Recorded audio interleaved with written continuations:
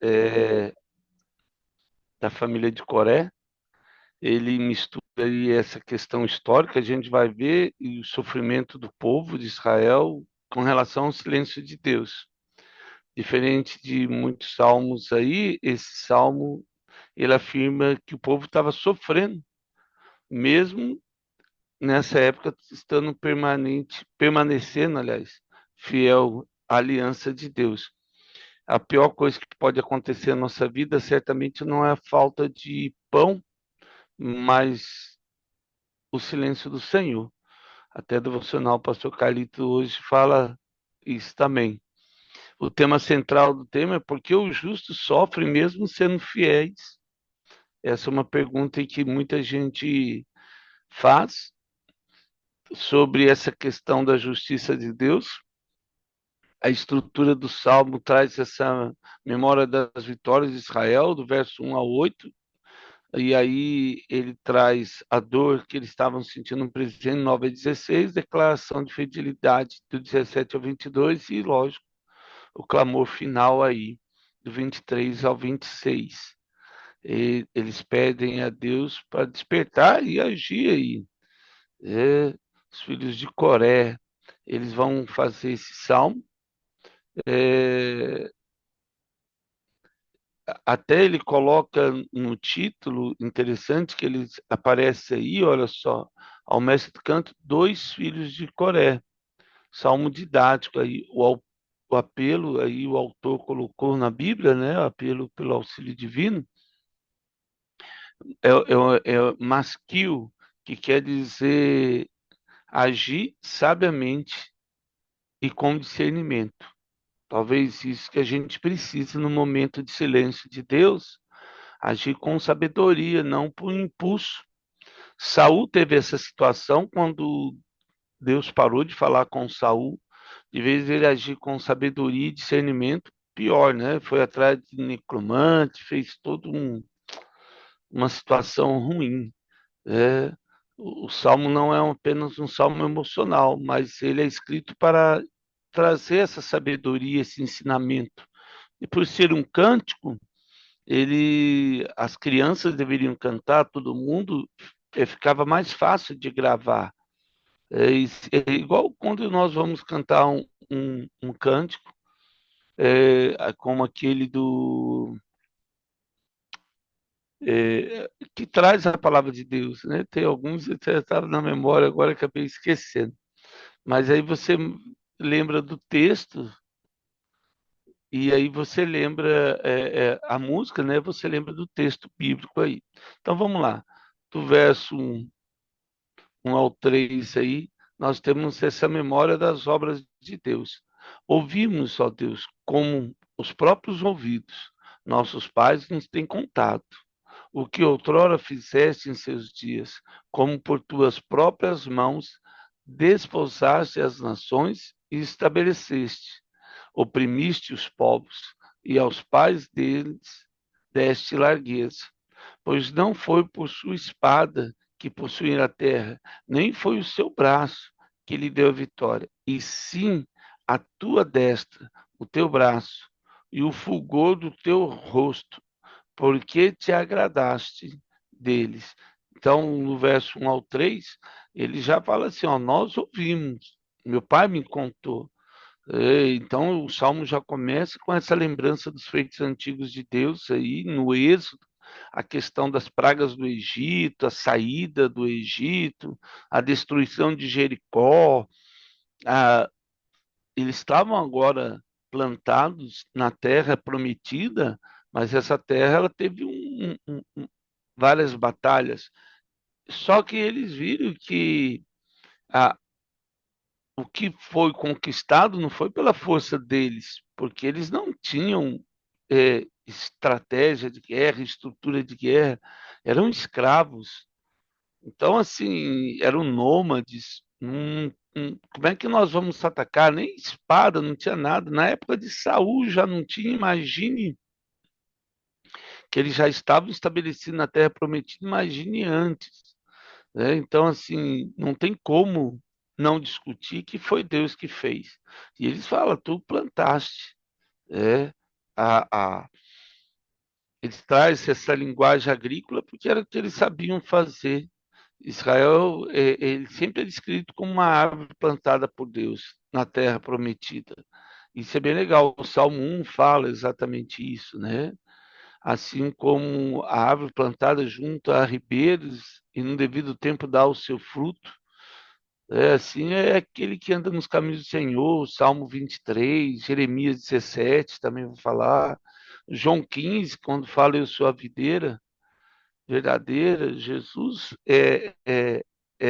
Israel era essa árvore, eles tinham essa ideia de que eles só foram plantados.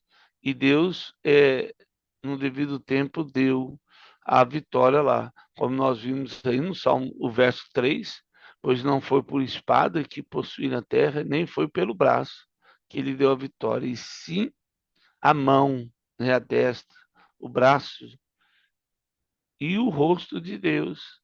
Aí o fulgor, as expressões, tudo aquilo que Deus, a alegria de ter plantado algo como a gente planta, porque Deus se agradou, montou um jardim, e nesse jardim Deus plantou, assim como Israel plantou a sua vida, a minha vida. Eu sempre gosto daquele texto de Isaías, do jardim de Deus. Nossa, acho tão lindo. E Deus nos plantou no jardim dele.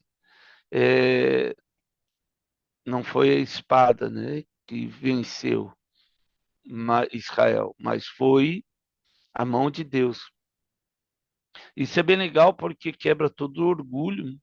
E assim, o nosso orgulho é, como diz o provérbio, precede a queda. Não é a força que te dá a herança, a força do braço. Quem nos dá a herança de Deus é a misericórdia do Pai. A destra, o braço de Deus, a força de Deus, a luz de Deus, o rosto, né, resplandece como a luz do Senhor, de Deus ali. A ideia mesmo traz esse favor divino aí, a aprovação de Deus. No meio celestial, Deus aprovou. Quem era Israel? Ninguém. Ninguém nem sabia, não existia, né? Jacó criou Israel. Passa a ser Israel com Jacó.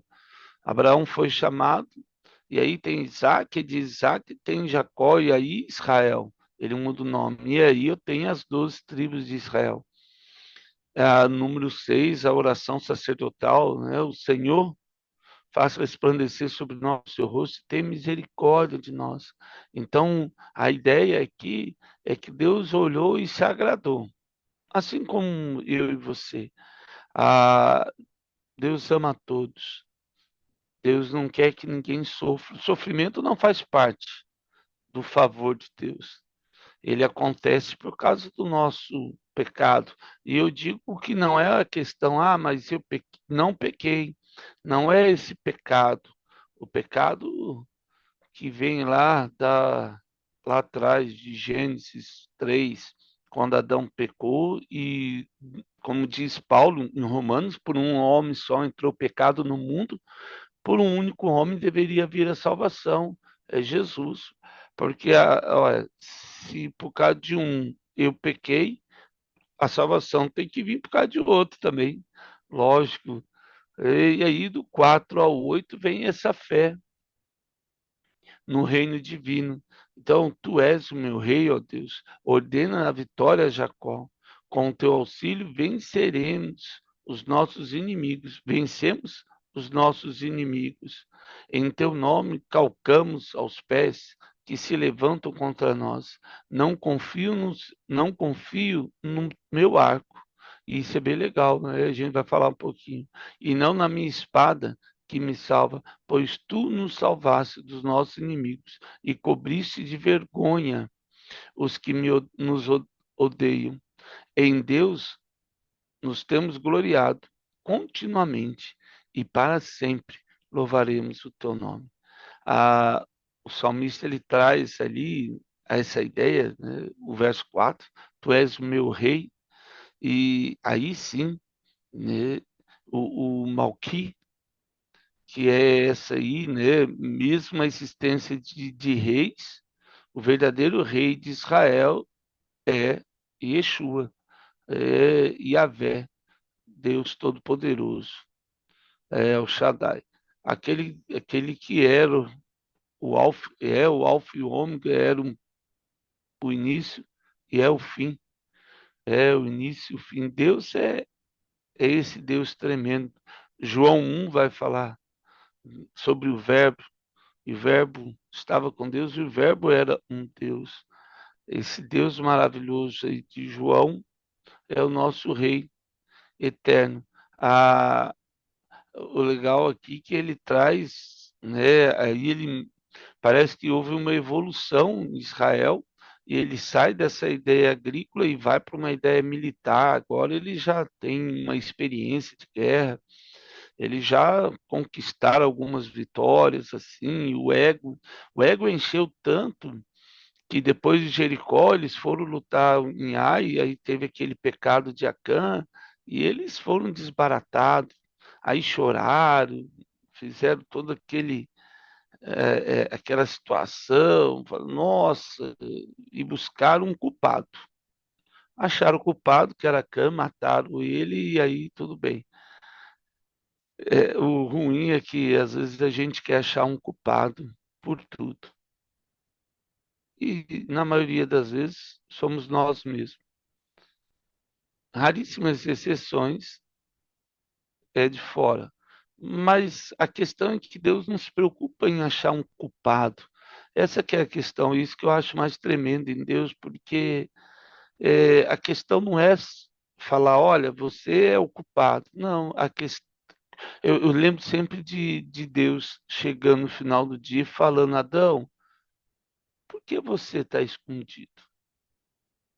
Aí Adão já buscou um culpado, Eva buscou um culpado, a serpente ia culpar a árvore, acabou, né, todo mundo culpado ali. Mas a questão é que Deus, quando chama Adão, não era para falar assim, "Ô, você é pecador, comeu da árvore que eu disse para não comer, seu pilantra." Não, ela fala, nossa, Adão, eu penso assim, né? Ei, filho, que luta, hein? Como é que nós vamos sair dessa? Então vou preparar Jesus e aí você vai sair dessa. Não desiste, não. Você vai ter a vitória, em nome de Jesus. Eu creio que é assim. Quando nós passamos por demandas, Deus sempre levanta alguém para dizer: "Ei, eu vou preparar alguma coisa aqui para te ajudar, te salvar, te libertar, restaurar." E aí o salmista ele traz esse ó, empurra os meus inimigos para longe de mim, pisa os adversários, derrota as nações. Mas ele fala algo tão tremendo aqui, né, no verso 6, quando ele fala, ó, o Senhor me ajuda aí, traz o auxílio, me ajuda a vencer os inimigos, em teu nome, vamos calcar os pés aí que se levantam contra nós, mas eu não confio no meu arco não, hein? Não confio em mim, não confio na minha força. Se acontecer essa vitória, Deus, não foi por mim, foi pelo Senhor.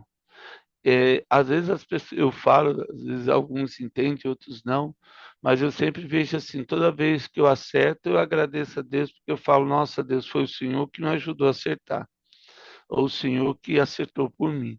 E quando erro, eu já falo, não, fui eu que errei mesmo. Então eu sempre falo, quando dá algo errado, foi porque eu errei. Quando dá certo, é Deus que me fez e me ajudou.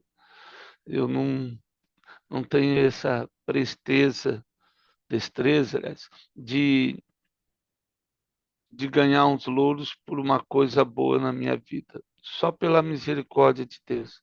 E essa dependência aí do salmista, que está acima da força dele, que dá aí esse princípio espiritual. Eu creio que é tão profundo esse princípio espiritual da dependência acima da força, dependência de Deus, né? Acima da força, que nos garante a vitória. E aí o verso 9 ao 16, ele dá uma mudança aí, uma virada emocional. Ele fala: agora, porém, tu nos lançaste fora e nos expuseste à vergonha. Então, o negócio vinha numa crescente, parecia, nossa, que tremendo, vamos vencer, vamos conquistar. Mas aí ele fala, eita, não, peraí, e já não sais com os nossos exércitos. Tu nos fazes bater em retirada à vista dos nossos inimigos, e os que odeiam nos tornam por seu despojo. Entregaste-nos como ovelhas para o corte e nos espalhaste entre as nações. Vende-nos por um nada o teu povo e nada lucras com o seu preço. Tu nos fazes opróbrio dos nossos vizinhos, escárnio, zombaria aos que nos rodeiam. E aí ele continua, isso. Põe-nos, isso, foi-nos por ditado entre as nações, alvo de maneios de cabeça entre os povos. A minha ignomia está sempre diante de mim. Cobre-se de vergonha o meu rosto. Ante os gritos dos que afronta e blasfema, à vista do inimigo e do vingador. Então, até aí o verso 16, ele traz essa virada emocional. O que antes era vitória, honra e conquista, agora passa a ser derrota, vergonha e humilhação. O povo de Israel se sente agora como se Deus tivesse abandonado. E é uma coisa difícil, assim, esse sentimento do vazio, esse sentimento que falta alguma coisa. E ninguém, nem eu, nem você, nós vamos preencher esse vazio se não for com Jesus. Ninguém consegue preencher esse vazio se não for com Jesus. O tamanho do vazio que existe dentro de nós é o tamanho de Deus. E aí, o verso 9, quando ele fala lá, tu nos rejeitaste, né? É, no hebraico, ele traz essa Senah Shatamu, pronúncia mais ou menos assim, que quer dizer lançar fora, abandonar temporariamente, rejeitar. É uma palavra pesada, assim, é um rompimento assim de um relacionamento entre Deus e o povo de Israel. E aí o verso 13 ele traz aí, olha, fizeste no seu próprio, o sofrimento não era só apenas militar, uma derrota, era uma derrota social, emocional, espiritual, até nacional. O povo todo de Israel virou motivo de zombaria entre as nações. E ele fala, né, o verso 13 aí, tu fazes o próprio dos nossos vizinhos, escárnio, zombarias, os que nos rodeiam, todo mundo que estava em volta ali. É aquele momento em que a pessoa está ali sozinha e olha para o lado e não vê ninguém. Até eles colocam é, ditados sobre aquele povo, né? Alvo quando alguém olha e balança a cabeça, fala, "Puxa, olha que povinho." Imagine isso lá no livro de Esther, quando as pessoas ali na Babilônia, do rei Assuero, passava, por Mordecai e balançava a cabeça e falando, esse povinho aí. E era assim que os salmistas viam. E aí ele fala, até a minha maldição está sempre diante de mim. É, eles eram humilhados, eram envergonhados. Daniel, com seus amigos, né, Ananias, Misael, Azarias, quando foram levados para o cativeiro, eles viraram eunuco. E, e até é importante a gente fala de Daniel, porque eu vejo sempre, às vezes eu olho. As pessoas geralmente usam o nome lá dos amigos de Daniel, de Sadraque, Mesaque e Abednego, e a gente falou isso em Daniel, só traz maldição. E olha como é que o diabo é, né?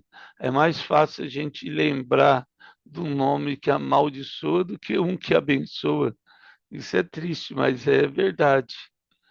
Então, assim, ele o salmista ele traz isso e de uma forma bem dramática, assim. Não é só o termo dramático, porque você agora é escravo, é eunuco.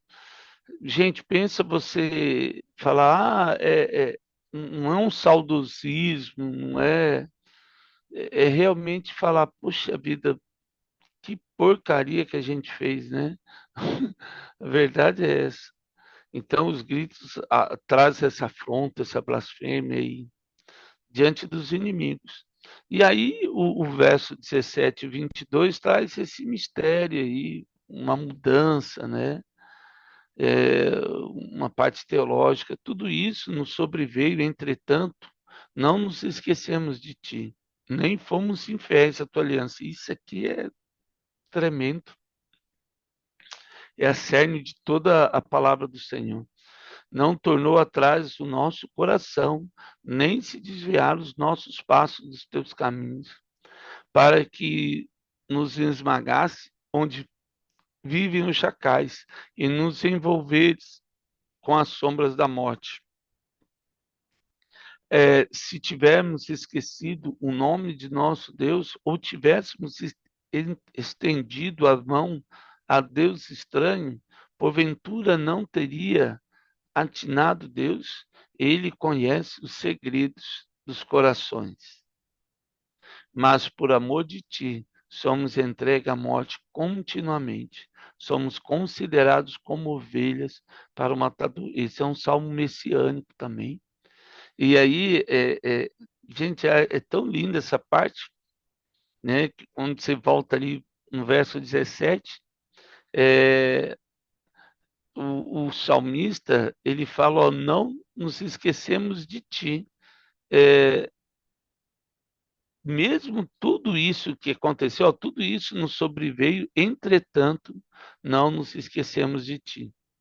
Não é que houve ali a idolatria, porque eles já estavam em cativeiro. Tipo assim, ó, eles tinham oportunidade, podia errar, perdido por um, perdido por todos, é como José do Egito, mas eles não abandonaram a fé, não abandonaram a aliança. Aí você tem o livro de Esther, tem o livro de Daniel, tem os profetas menores. Você vê ali o povo mais buscando a Deus, não negaram o nome de Deus, mesmo assim, né? É, vem esse sofrimento do juízo no justo. Lembra muito o livro de Jó, né? Vamos dizer que o livro de Jó é uma prévia aí, o Salmo 44 é uma prévia do livro de Jó, Abacuque, Jeremias, Romanos capítulo 8. Romanos capítulo 8 é fascinante. E aí vem essa pergunta que todo mundo faz, e a gente faz mesmo, não tem como.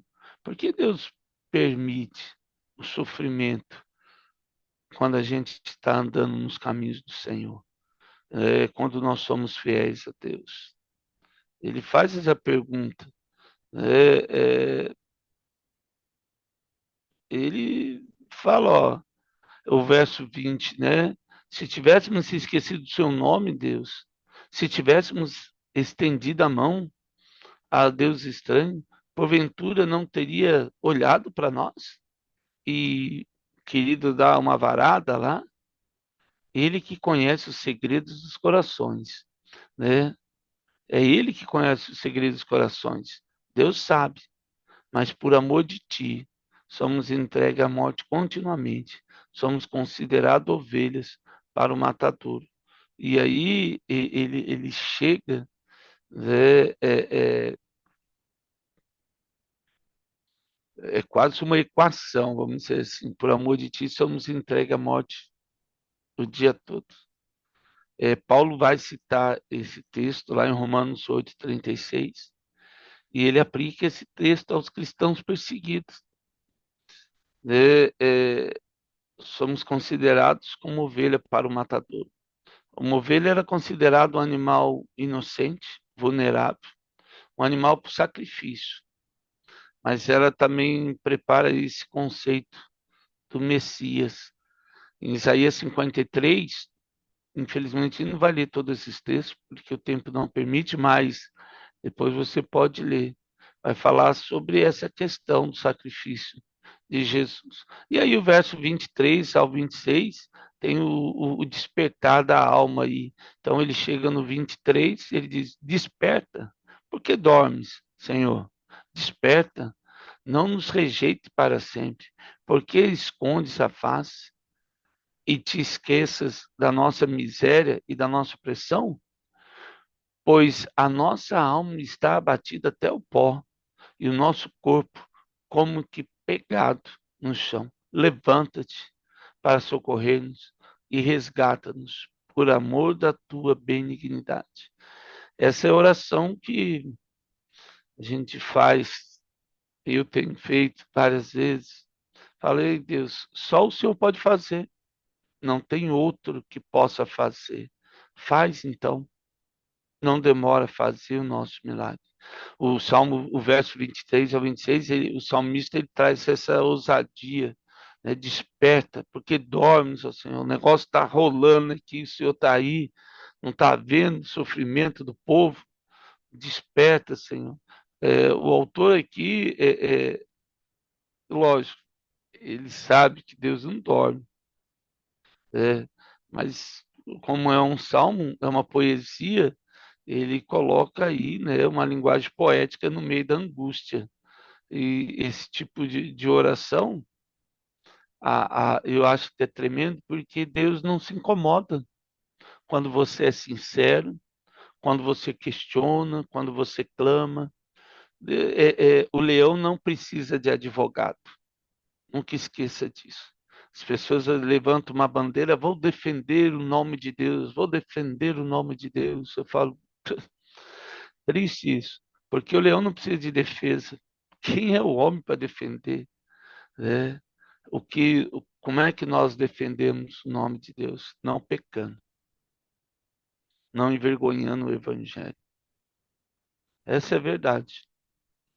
É triste quando a gente vê, eu falo para Deus, falo, nossa, Deus, me ajuda a não te atrapalhar. Verdade é essa. O Salmo não esconde o sofrimento humano, ele traz à tona aí, né? E ele fala, ó, resgata no Senhor, né? Vem resgatador, remidor, como diz Oséias, esse parente redentor lá do livro de Ruth, né, como Boaz, ah, essa rendição messiânica aí. Ah, o Salmo traz essa memória espiritual, mantém a fé em meio ao silêncio, o sofrimento do justo não é esquecido, mas traz a dependência divina de Deus e uma esperança de redenção. O Salmo termina pedindo esse resgate. É o coração, vamos dizer assim, né? A mente, a vontade e essa questão moral. Ah, se nós olhássemos aqui hoje, aplicar na nossa vida, com certeza, o Salmo 44 traz a fidelidade, não vai eliminar o sofrimento. Tenha isso na sua mente. Infelizmente, é ser fiel, porque se fosse assim, Isaías foi cerrado no meio, João Batista perdeu a cabeça, Daniel viveu um exílio, Paulo foi decapitado, os apóstolos crucificados, alguns de cabeça para baixo, queimados, vivos, cozidos. Então, assim, Jesus, então nem preciso dizer, a fidelidade não elimina o nosso sofrimento, mas Deus pode parecer até silencioso, mas Ele nunca vai te abandonar, nunca, jamais. A nossa fé, ela é forjada, amadurecida, né? Mesmo quando a gente clama sem entender, vamos indo. Deus vai fazer um milagre. Recordar dos feitos aí passados não fortalece, né? Quando eu testemunho a vitória de Deus, eu digo, faz de novo, Senhor. Faz de novo, Senhor. Fortalecer durante as crises presentes.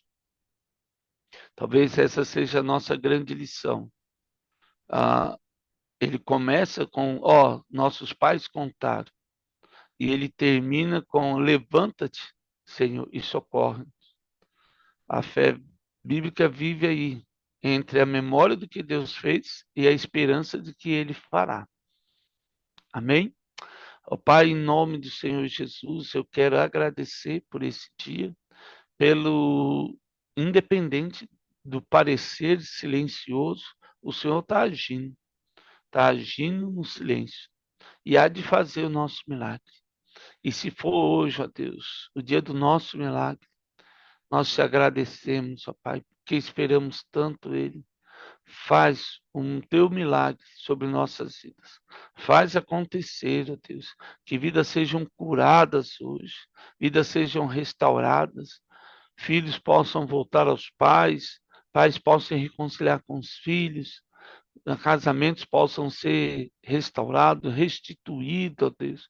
Pessoas que estavam desempregadas possam conquistar um emprego nesse dia, Jesus. Faz o teu milagre, ó Deus, para que teu nome seja engrandecido. Glorifique o teu nome nas vitórias, pelo santo nome de Jesus. Amém. Amados, que Deus nos abençoe nesse dia ensolarado de outono. Obrigado pela honra de estarmos juntos